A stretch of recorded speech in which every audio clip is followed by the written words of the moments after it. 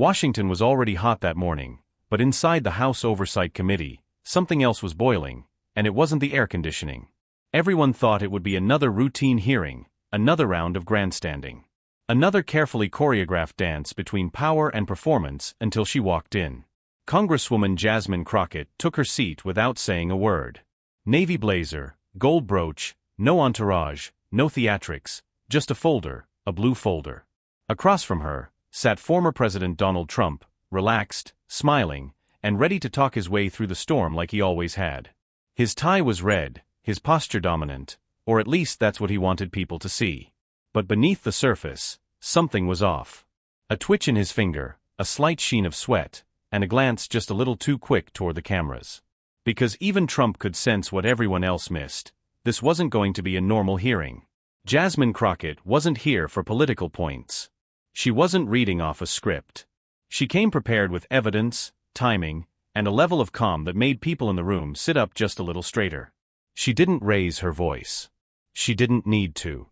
From the very first moment, it was clear this wasn't a debate. It was a dismantling in slow motion. And the man across from her, he just didn't know it yet. And Trump leaned in with his trademark grin. "This gift," he said, "wasn't for me. It was for the country. We've got the best lawyers. Everything's been cleared. It's completely legal." Cameras flashed. Laughter stirred behind him. A few aides even exhaled in relief. Then came the silence. Jasmine didn't blink. She didn't flinch. She simply waited 3 seconds longer than comfortable and replied, "Mr. President, I'm less interested in whether it's legal." She opened her folder slowly and more concerned whether it's constitutional. The room fell quiet. A subtle shift, the kind only experienced professionals recognize, where one person is no longer responding to power, but quietly taking it. And that's when everything changed. Because what came next wasn't just a question. It was the first move in a strategy that would leave an entire congressional room breathless and ignite a national conversation about influence, accountability, and the cost of staying silent when the Constitution is on the line. Jasmine Crockett knew what it felt like to be dismissed. She'd felt it in courtrooms where judges interrupted her mid-sentence, but let opposing counsel ramble on for hours. She'd felt it in meetings where men with fewer facts but louder voices took credit for her strategy. She'd felt it every time someone looked at her and saw anything but a lawyer, a leader, a force to be reckoned with. But today, she wasn't there to prove herself. She was there to make something clear. This wasn't the courtroom. And it wasn't campaign season. This was the Constitution's turfan. She came carrying its weight page by page, sealed inside that blue folder. People thought she made her name in Congress. They didn't know the truth. Before she ever walked into a hearing room, she fought for the voiceless public defender, defense attorney. The kind of lawyer who stood beside clients who couldn't afford high-priced firms or political favors, just the law and someone who knew how to use it. She wasn't famous for her fire. She was respected for her focus. And that folder, it didn't hold talking points. It held timelines, receipts, signatures, email chains. It held the kind of evidence that made denials sound like delay tactics. That's why she didn't rush. While others performed for cameras, she studied footnotes. While others crafted sound bites, she built a case. Because Jasmine Crockett wasn't playing defense anymore. She was in control now. And when she opened that folder-own page at a time, the man across from her wouldn't just face scrutiny. He'd face sequence, strategy, structure. Every page had a purpose. Every pause had a point. And soon the nation would realize this wasn't a hearing. It was a reckoning. You think you've seen her strongest move? Not yet. Because what happens next isn't just a clash of opinions. It's a precision takedown built question by question, where silence cuts sharper than sound. And the most powerful man in the room realizes he's no longer holding the power. Keep watching, because in the next 5 minutes everything begins to unravel. He leaned in confident, comfortable, maybe a little too comfortable. The plane, Donald Trump said, flashing that familiar half-smile, was a gift to the country. Not to me. It's completely legal. We've got fantastic lawyers who've looked at it. It's done. Cameras clicked. A few chuckles stirred behind him. The kind of response that usually ended the conversation before it ever began. But Jasmine Crockett didn't flinch. She didn't meet him with outrage. She met him with calm. The kind of calm that unsettles the unprepared. She tapped once on her folder, then looked him dead in the eye. "Are you certain, Mr. President," she asked, "that this aircraft will never become a private asset?" The question lingered. Not because of how it was said, but because of what it implied. Behind her, the gallery fell still. A few aides glanced at each other. Trump adjusted his tie. "Well, I mean, it's going to the Department of Defense. It's a diplomatic favor. A gesture of goodwill, that's all." Crockett nodded slowly. "And after your term ends, it goes to the library. That's standard. All presidents have one." She didn't argue. She didn't interrupt. She just let the answer land. And then she asked the next question. "Will that library be managed by a federal agency or by a private foundation with your family listed as directors?" Another pause, another shift in the room's energy. Because what she was doing wasn't just fact-finding. It was cross-examination. Each question narrowed his room to move. Each response painted him further into a corner. And she wasn't improvising. She was executing. Trump, known for dominating conversations, now found himself reacting, redirecting, trying to steer away. But Jasmine never followed. "Just so we're clear," she said, carefully flipping a page in her folder. "You confirmed earlier that you visited the aircraft in person before this deal was announced. That visit happened on the 15th of February. Your son met with Qatari officials on the 1st of March. The Department of Defense was informed the 10th of March. Correct." Trump shifted again. "I have many meetings. I don't recall every detail." Jasmine slid a printed itinerary across the table. "No accusation, just sequence. Then please confirm if the schedule is accurate." And just like Faith validated the timeline himself. The trap hadn't closed yet, but everyone in that room could see it being built quiet question at a time. She hadn't raised her voice once. And yet the entire hearing room was silent. The former president had just confirmed the timeline-critical mistake he didn't yet realize he had made. Jasmine Crockett adjusted her glasses, slowly opened the next tab in her blue folder, and said, "Let's turn to the documentation." She laid a printed contract on the desk, page 17, clearly marked with a yellow tab. "This is the acceptance agreement between the State Department and the government of Qatar." Trump sat back, arms folded now. She tapped her pen against a highlighted paragraph. "This clause outlines the final disposition of the aircraft asset to be transferred post-term to the Donald J. Trump Presidential Library Foundation, a private entity, not part of the National Archives system." Trump blinked. A pause then.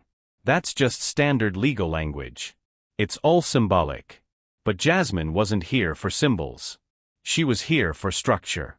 "Sir, I have the IRS registration for that foundation. It lists you, your eldest son, and 2 senior staffers as sole directors.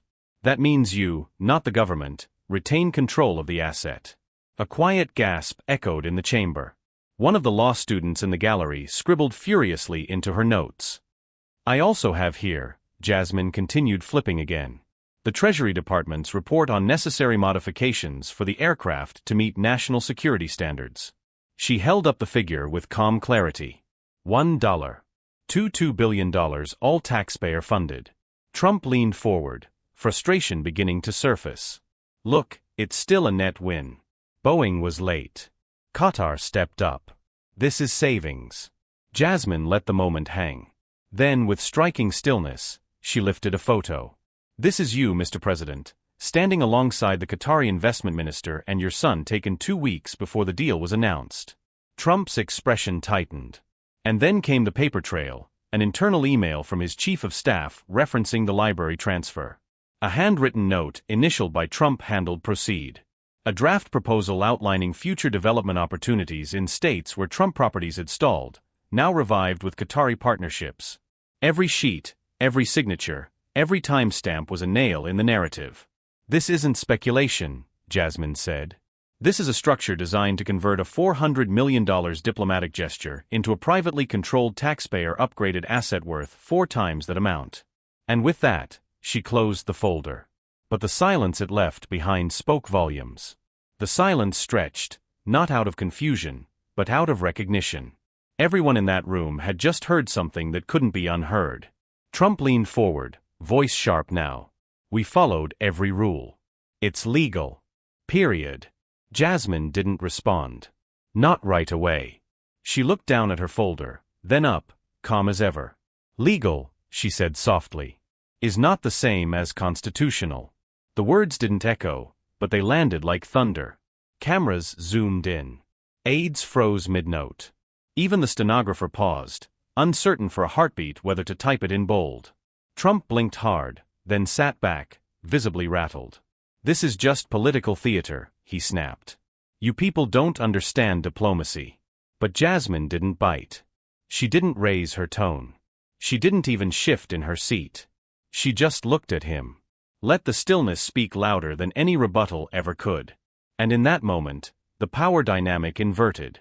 A man known for dominating headlines, for controlling the tempo of any room, suddenly found himself reacting to a woman who had said just one sentence. A sentence that within hours would be trending worldwide. Legal is not the same as constitutional. It wasn't just a line. It was a reckoning. And the hearing would never be the same again. By the time the hearing ended, the world had already moved. The cameras were off. The microphones packed away, but the phrase still echoed. Legal is not the same as constitutional. By noon, it was trending. By evening, it was everywhere. Number legal is not constitutional. Hit 1 million tweets in 6 hours. TikTok creators broke it down. Civics teachers rewrote lesson plans, and Americans, many for the first time, opened their web browsers and typed in one simple question. What is the emoluments clause? Searches for that phrase surged by over 7,000% overnight. And just like that, a plane became a principle because the story was no longer about aircraft parts or diplomatic gestures. It was about something deeper. Who draws the line between power and responsibility? Across dinner tables in Michigan, church halls in Georgia, barbershops in Chicago, and classrooms in California, people weren't debating politics. They were debating ethics. A retired judge in Vermont sent the hearing clip to his former clerks with one note. That's how the Constitution is supposed to sound. On cable news, constitutional, scholarsome, conservative, some liberal agreed for once. This wasn't about attacking a president. It was about defending a principle. Even some members of Trump's own party began shifting tone. We may need to review this arrangement more carefully. One senator told reporters that evening, carefully measured. And through it all, Jasmine Crockett said nothing more. No press tour, no victory lap, just a single written statement. This was never about politics. It was on remains about the Constitution. That silence only added fuel to the movement. Young organizers printed T-shirts with her. Quote, law professors dissected her questioning strategy in lecture halls. Even a corporate CEO referenced her line in an employee ethics seminar. We follow laws, but we also follow values. For many Americans, especially those who'd spent decades feeling unheard in rooms of power, Crockett's quiet confrontation wasn't just a political moment.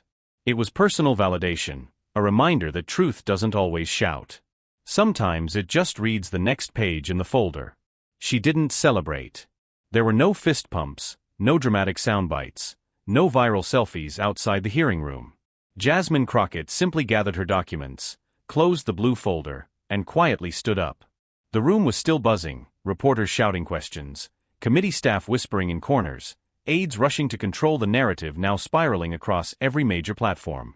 But she didn't respond to any of it. Because to her this wasn't about winning. It was about reminding. Later that day, when pressed by a local journalist outside the Capitol for a comment on her performance, Crockett paused. She took a breath, then said calmly and clearly, I didn't come here to humiliate anyone. I came here to remind this chamber and this country of something simple. The Constitution doesn't pick sides. It doesn't wear red or blue. It has no party. It has only principles. That sentence didn't go viral, but it stayed with people. A retired Marine in Arizona shared it with his grandchildren. A nurse in Atlanta quoted it on her whiteboard for her team. A high school teacher in Kansas wrote it across the chalkboard before class started. Because in a time when so much of public life feels like performance, she chose conviction over applause. She chose structure over spectacle. What struck Americans most wasn't the evidence she delivered, though it was airtight.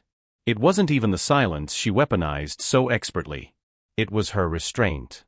She had the spotlight and refused to abuse it. She had the power and chose instead to elevate the principle.